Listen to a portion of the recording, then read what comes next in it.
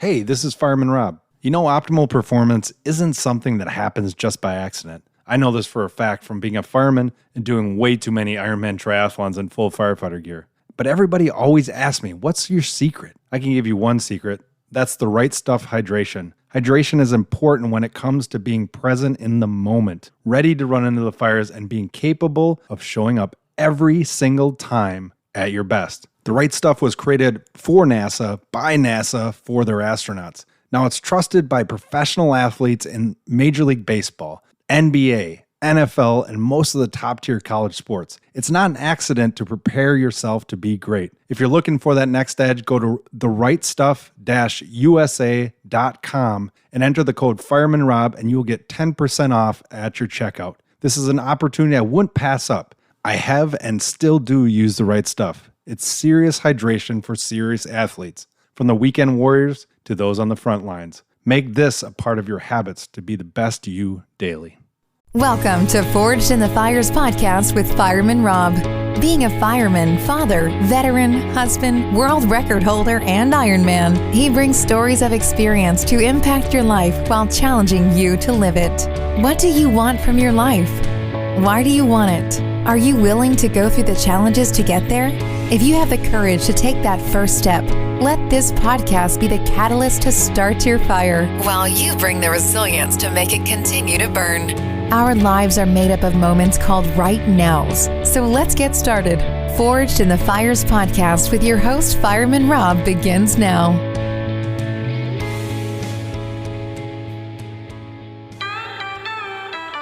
We got the same blood, the same blood. Stay by your side, it's ride or die. We've got the same. All right, welcome back to Forged in the Fires podcast. I'm your host, Fireman Rob.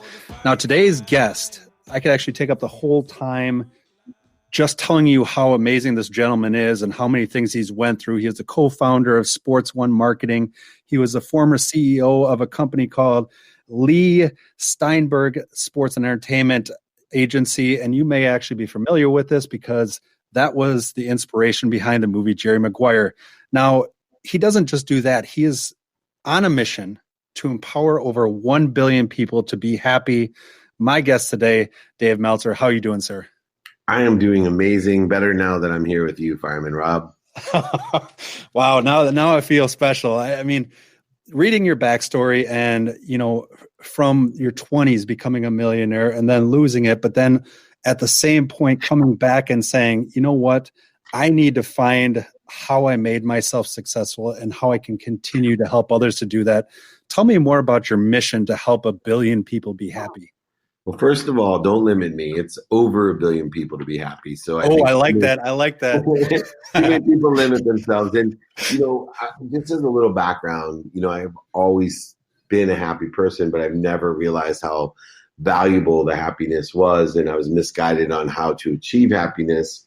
I used to think that money could buy happiness and love, but later learned in my life that, you know, money itself only allows you to shop. And if you shop for the right things, you'll be happy. If you shop for things you don't need or to impress people you don't like I did, you'll end up miserable, alone, and shallow. But moreover, for me, happiness, you know, in that pursuit of it really became the paradigm of my entire life because I realized that happiness was not something to pursue, but it was the pursuit, to enjoy the consistent everyday, persistent without quit pursuit of your own potential. Not what other people want for you, not what you don't want for yourself or what's missing in your life, because you'll end up being mad if that's what you're pursuing. But more importantly, pursuing your potential, your truth.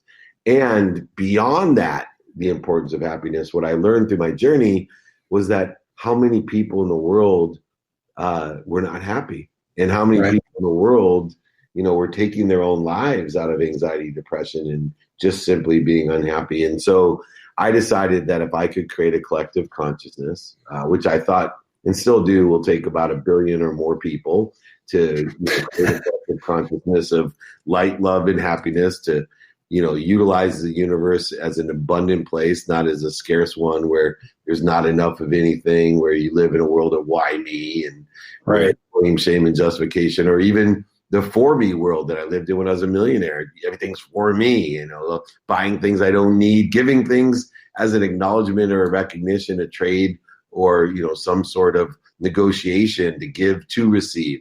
Instead, I want to encourage everyone to learn 4 key values, 5 daily practices to effectuate happiness, to live in a world of more than enough, to give your life away, to allow things not to happen to you or for you, but through you for others. I love that message. And, the biggest thing that I saw is that incredible journey. It provides you with one thing in the value. And I love that message of value because it's individual. It's something that person has to find. And, going through a lot of your stuff, I look at the 4 key values of gratitude, empathy, accountability, and inspiration. Tell me more about why you chose those as your 4 key values. Well, my wife forced my recognition of those 4 values when she was going to leave me because I was such an idiot. She told me I better take stock in who I was and what I wanted to become. Or not only was she leaving, but she thought I'd end up dead. And so for me, I really delved into, number one, how can I change my perspective, my mindset? And gratitude was the solution. Gratitude allowed me to learn to love everything I did. It allowed me to find the light, the love, and the lessons in everything I did. Gratitude itself was perspective. And what better way to control my mindset than through gratitude? The second one was the peace. I lived such a chaotic life. I ran the most notable sports agency in the world. I was surrounded by the wrong people and the wrong ideas. I was partying way too much.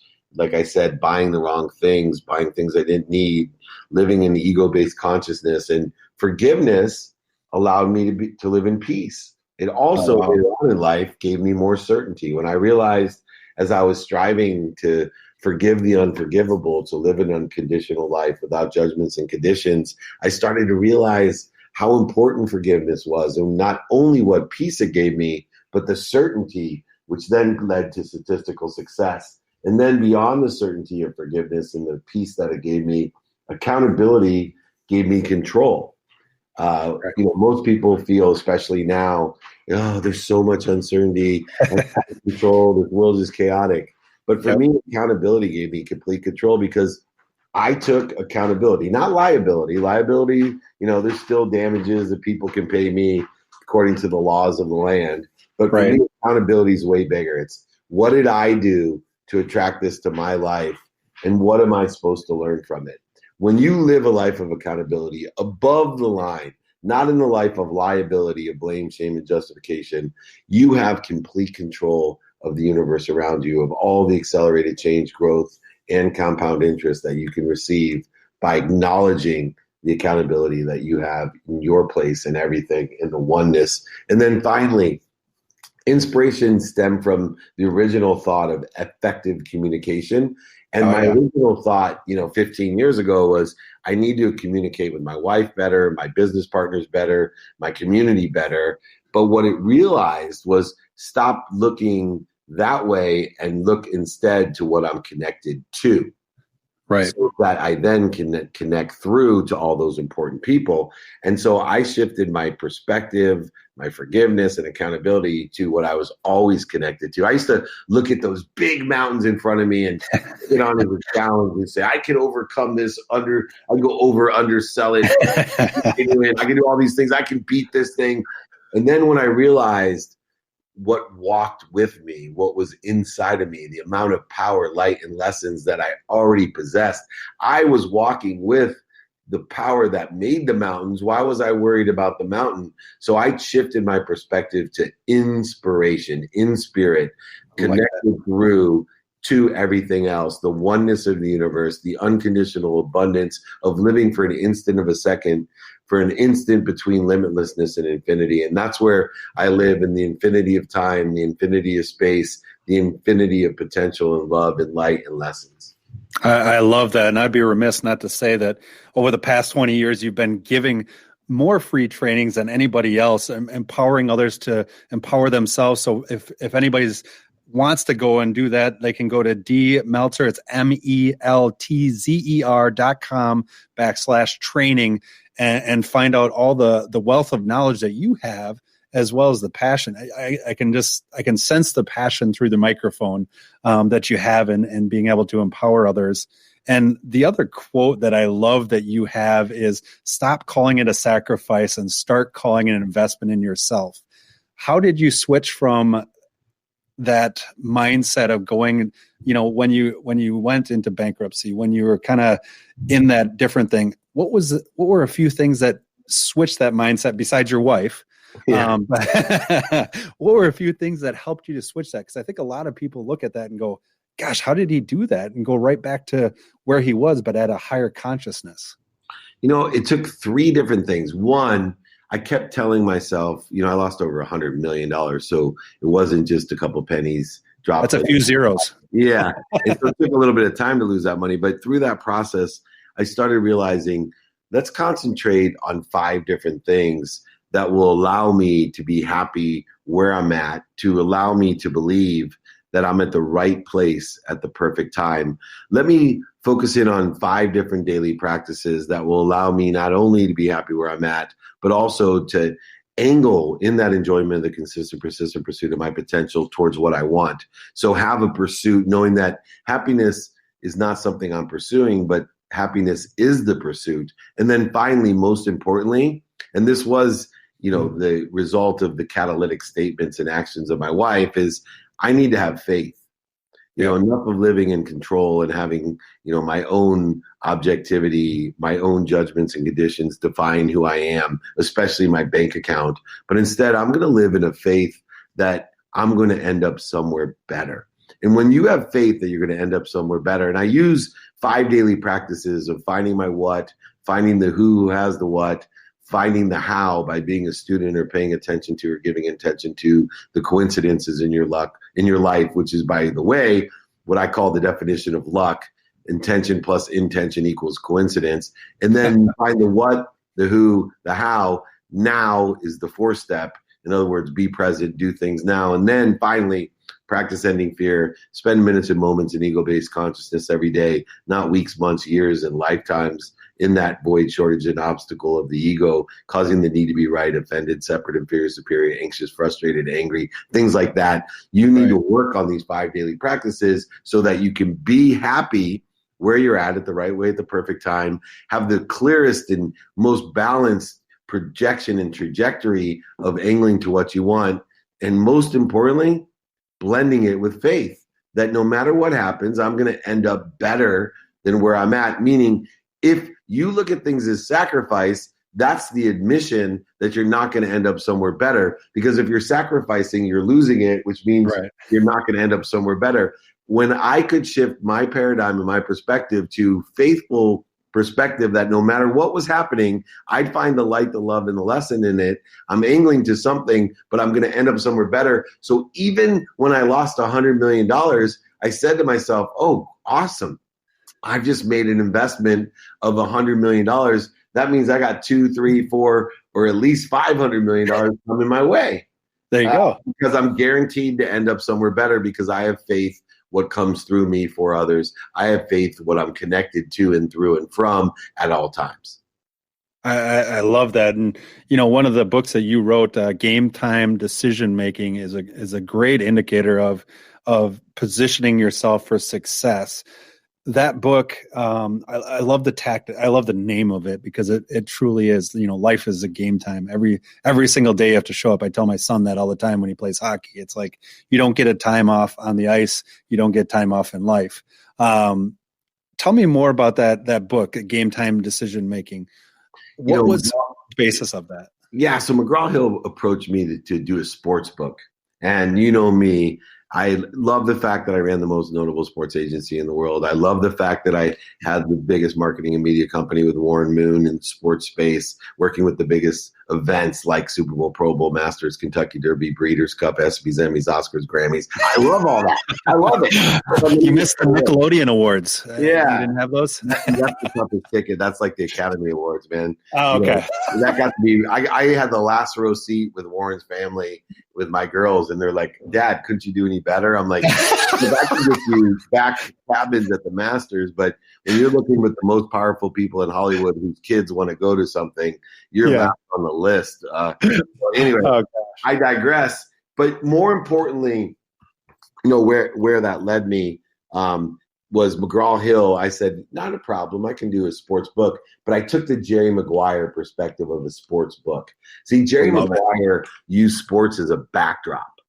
Right, because Jerry Maguire is such a great movie because, number one, it has extraordinary writing from Cameron Crowe, and there's more one-liners in that movie than any other movie I've ever watched. But it used sports as a backdrop to have a love story. They fooled all the guys and gals out there to watching the movie, and it was a love story that had the backdrop of sports. It's not a sports movie, but people consider it one of the best sports movies of all time. It's actually one of the greatest love stories of all time. And what makes it interesting is that's what Game Time Decision is. It uses sports as a backdrop to be happy. So what I did is I took a pregame analysis of a lesson to be happy.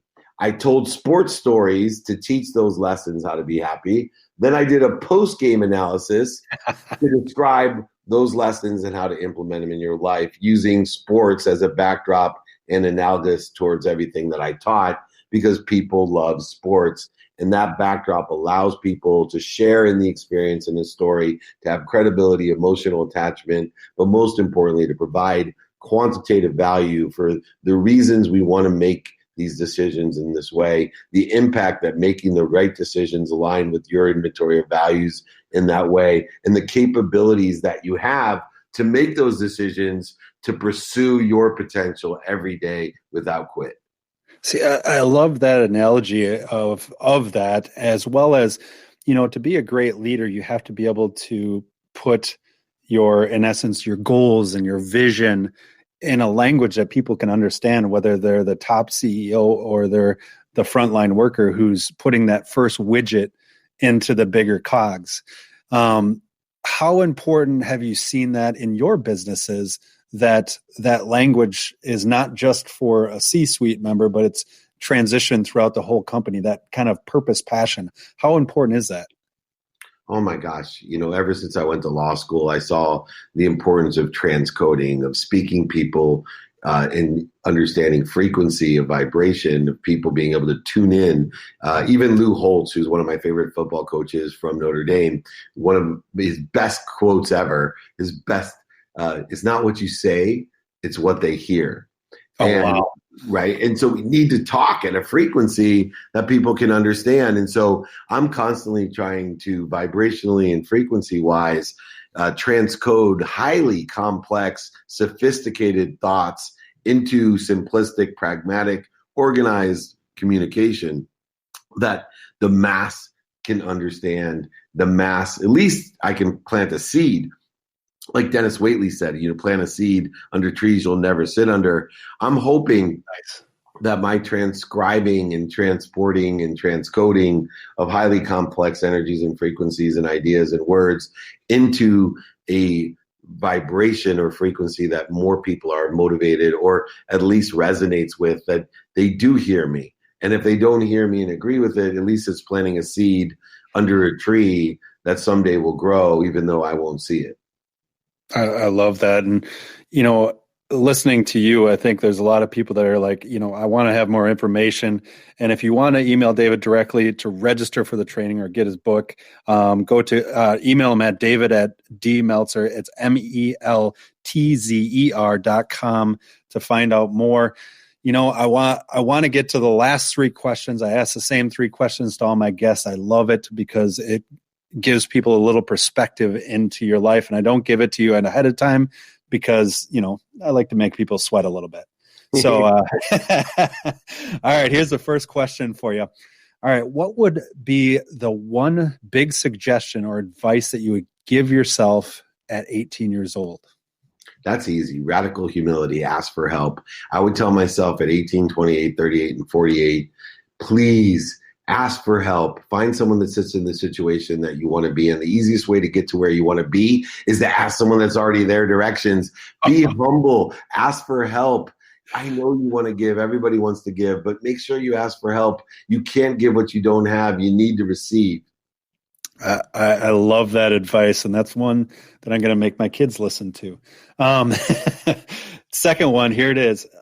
With the hard times that people are going through and the challenges that people are going through, and you had touched on this earlier with some habits that you have, what are 2 habits, like either in the AM or the PM, that you would say you want people right now to incorporate into their lives to make their life potential actually become reality? 2 easy ones. One takes 0.1 seconds. That's say thank you before you go to bed and when you wake up. If you say thank you before you go to bed and when you wake up for 30 straight days, your life will change for the better. You will open up a world of expansion, of abundance that you've never imagined. The second one is to be a student. Now, I'm not talking about school, because that's making everybody cringe, including me. Right. I'm talking about being a student and the effect of pay attention to and give intention to the coincidences you want. Utilize your calendar. That's my favorite place. I'm a student of my calendar. I study the activity I get paid for. I don't get paid for. I study what I have planned. I don't have planned. I even study my sleep. I always tell people my tomorrow starts today. So I have an unwinding routine that starts at 9 p.m. tonight. And that's the start of my day tomorrow. And so be a student and say thank you. I know it's funny because, you've asked me 3 things, which is so funny, for best advice I have, basically. And all 3 of those things I learned before I was 3 years old. I was taught to say thank you. I was taught to be a student. Oh my gosh. I was taught to ask. So be thankful, ask, and be a student. It's crazy. You go back to the roots of who you are. And as an adult, we overthink things. Yeah, all the time. All the time. All right. The last question. This is a fun one because we get answers all over the board. So being a firefighter, I want to ask you, if you had the chance to have coffee with 3 people, they could be deceased or alive, at a firehouse table. So in other words, you can ask them anything. The conversation can go anywhere. Who would they be and why? Oh, first, Jesus. I like that. It's easy because, and I will tell you, because one, I just want, so many people in the world are divided by this man. Mm-hmm. And that's his complete antithesis of what I think the purpose of him was. And so I'd love to ask him the truth so I could share the truth directly from the horse's mouth. I love it. You think he'd have a lot of coffee? Probably. I don't know if he'd be a coffee drinker. I just want to ask him the truth, and I think I could heal a lot of the world with sitting down with him. I'd like to sit with Einstein, and I'd like to ask him about relativity and time to answer the questions that I believe can help understand dimension and relativity with the construct of what I study every single day, to be with what I think is one of the greatest minds that have ever walked the earth, especially concerning the things that I'm interested in. And then the other one would be Wayne Dyer. A little bit different than most people. I was supposed to meet with him the week after he passed away. I have studied Wayne Dyer every single day. It was a toss-up between Napoleon Hill and Wayne Dyer. And so I just, only because I study both of those people and their content so much, I have more questions of those 2 people than anyone else. So Einstein, Jesus, Wayne Dyer, and Napoleon Hill would be the 3 people. I love that. That's an eclectic group right there. Yeah, it is. Well, if anybody wants to go to his free training sessions, he has weekly training sessions. Go to Meltzer. It's meltzer.com/training. Or you know what? David has been so nice and said, hey, just email me directly at david@dmeltzer.com. It has been a pleasure and an honor to have you on today, sir. Thank you so much, Fireman Rob. Almost got through without the dog barking. Oh, that's okay. Having a dog barking makes it all real. I love it. Well, thanks for joining us today on the Forged in the Fires podcast. We'll talk to you next time. Thanks for listening and supporting the Forged in the Fires podcast with Fireman Rob. Remember, don't forget to like and subscribe to this podcast, and please share this episode with a friend or family. To find out more about Fireman Rob or reach out about a question, go to www.firemanrob.com. Until next time, live your life forged in the fires.